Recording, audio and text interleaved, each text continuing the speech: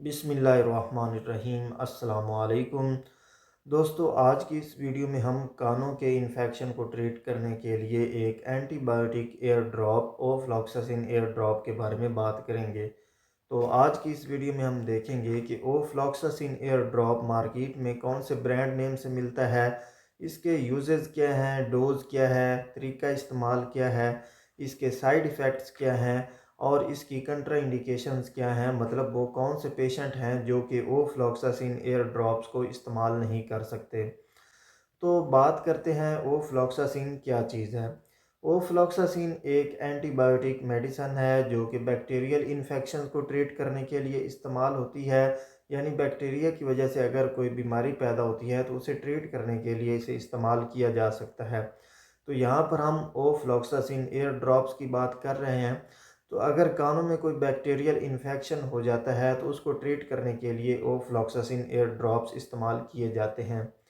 तो मार्केट में इसके ब्रांड्स की बात की जाए तो इसका एक बहुत ही मशहूर ब्रांड है जो कि पाकिस्तान में आपको मिल जाता है, वो है एरोसिन। तो एरोसिन के नाम से आप इसे मेडिकल स्टोर या फार्मेसी से परचेज़ कर सकते हैं। इसके अलावा और भी काफ़ी ब्रांड्स मिल जाते हैं, तो ब्रांड नेम की टेंशन में आपने नहीं पड़ना, आपने ओफ्लॉक्सासिन को माइंड में रखना है। तो मेन चीज़ जो है ये ओफ्लॉक्सासिन है। ब्रांड नेम जो है ये एरिया और डॉक्टर के हिसाब से चेंज होता रहता है, यानी कि हर एरिया में मुख्तलिफ ब्रांड जो हैं वो डॉक्टर प्रेस्क्राइब करते हैं। तो ओफ्लॉक्सासिन एयर ड्रॉप्स के यूजेस की बात की जाए तो इसे कानों में अगर किसी बैक्टीरिया की वजह से कोई इन्फेक्शन हो जाता है, ख़ास तौर पर मेडिकल टर्म में एक कंडीशन जिसे ओटाइटस एक्सटर्ना कहा जाता है, यानी कि बैरूनी कान का इन्फेक्शन। ख़ास तौर पर ऐसे लोग जो कि स्विमिंग करते हैं, जो पानी में तैरते हैं, या ऐसे लोग जो कि ज़्यादातर पानी में रहते हैं, तो उनमें इस तरह का जो मसला है वो ज़्यादा बनने के चांसेस होते हैं। यानी कानों का जो इन्फेक्शन है, जो कि हमारी कान की जो बैरूनी ट्यूब है, जो कि दरमियानी ट्यूब, जो कि हमारे जो मिडल एयर जो है और हमारा जो बैरूनी कान है, इसके दरमियान जो ट्यूब होती है, इसमें इन्फ्लेमेशन हो जाती है, सूजन हो जाती है। इससे जो है लिक्विड डिस्चार्ज होना शुरू हो जाता है, पस निकलना शुरू हो जाती है। इस कंडीशन को ओटाइटस एक्सटर्ना कहा जाता है। तो इस कंडीशन को ट्रीट करने के लिए ओफ्लॉक्सासिन एयर ड्रॉप्स इस्तेमाल किए जा सकते हैं। इसके अलावा अंदरूनी कान में अगर इन्फेक्शन हो जाता है, सूजन हो जाती है, किसी बैक्टीरिया की वजह से बीमारी पैदा हो जाती है, तो इस कंडीशन में भी ओफ्लॉक्सासिन एयर ड्रॉप्स इस्तेमाल किए जा सकते हैं। तो बात का लुब्बे लुबाब ये है कि अगर कानों में कोई ऐसा बैक्टीरियल इन्फेक्शन हो जाता है जो कि बैक्टीरिया जिस पर ओफ्लॉक्सासिन एंटीबायोटिक असरअंदाज हो सकती हो, तो उस कंडीशन को ट्रीट करने के लिए doctor ofloxacin air drops prescribe करते हैं। अब बात करते हैं इसकी डोज़ की। तो डोज़ बताने से पहले मैं आपको इसकी स्ट्रेंथ बता दूं। तो ओफ्लॉक्सासिन एयर ड्रॉप्स दो तरह की स्ट्रेंथ में आते हैं। एक तो ये आता है 0.3% में और दूसरा आता है 0.6% में। तो 0.3% वाला जो है, इसके 1 ml के अंदर 3 mg ओफ्लॉक्सासिन पाई जाती है, जबकि जो 0.6 है उसमें 1 ml के अंदर 6 mg ओफ्लॉक्सासिन एंटीबायोटिक मेडिसिन पाई जाती है। तो ये इनका डिफरेंस है। तो डॉक्टर आपको जो स्ट्रेंथ प्रेस्क्राइब करता है उसके मुताबिक इसकी डोज जो है ये प्रेस्क्राइब की जाती है।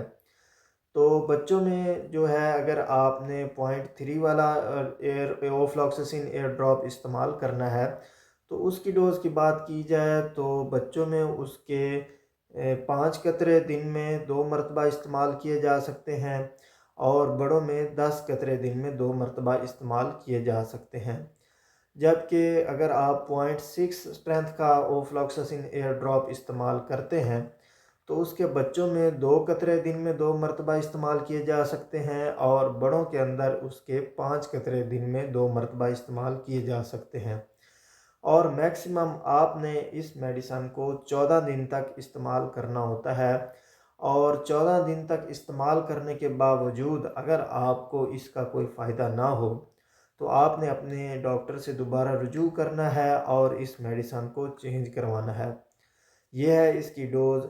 طریقہ استعمال کی بات کی جائے تو جس کان میں آپ نے ڈالنے ہیں اس کان کو آپ نے اونچا کر لینا ہے، اور آپ نے تھوڑی دیر کے لیے اپنی جو گردن ہے اس کو ٹیڑھا رکھنا ہے، یا آپ نے اس کان والی سائڈ کے اپوزٹ آپ نے لیٹ جانا ہے اور کچھ دیر کے لیے آپ نے لیٹے رہنا ہے قطرے ڈالنے کے بعد۔ تو یہ اس کا طریقہ استعمال ہے۔ اب بات کرتے ہیں اس کے سائیڈ ایفیکٹس کی، مطلب اس کے استعمال سے کون کون سے نقصانات ہو سکتے ہیں۔ تو جہاں پر آپ کو میڈیسن کے فائدوں کا پتہ ہوتا ہے، وہیں پر آپ کو میڈیسن کے سائیڈ ایفیکٹس کا پتہ ہونا بھی ضروری ہے۔ تو ایک تو اس سے اگر الرجی ہو تو کانوں پر یا کانوں کے ارد گرد جو ہے ریشز وغیرہ بن سکتے ہیں۔ اس کے علاوہ کانوں میں مزید انفلامیشن بھی ہو سکتی ہے، ریڈنس ہو سکتی ہے، اور ایچنگ یعنی خارش وغیرہ ہو سکتی ہے۔ تو اس طرح کے سائیڈ ایفیکٹس دیکھے گئے ہیں۔ اگر زیادہ سیویئر قسم کا سائیڈ ایفیکٹ نظر آئے تو آپ نے اس میڈیسن کا استعمال روک دینا ہے۔ اب بات کرتے ہیں اس کی کنٹرا انڈیکیشنز کی، مطلب وہ کون سے پیشنٹ ہیں جو کہ اوفلاکساسین ایئر ڈراپس کو استعمال نہیں کر سکتے۔ تو ایسے پیشنٹ جو اس سے ہائپر سینسٹیو ہوں یعنی الرجک ہوں وہ اسے استعمال نہیں کر سکتے۔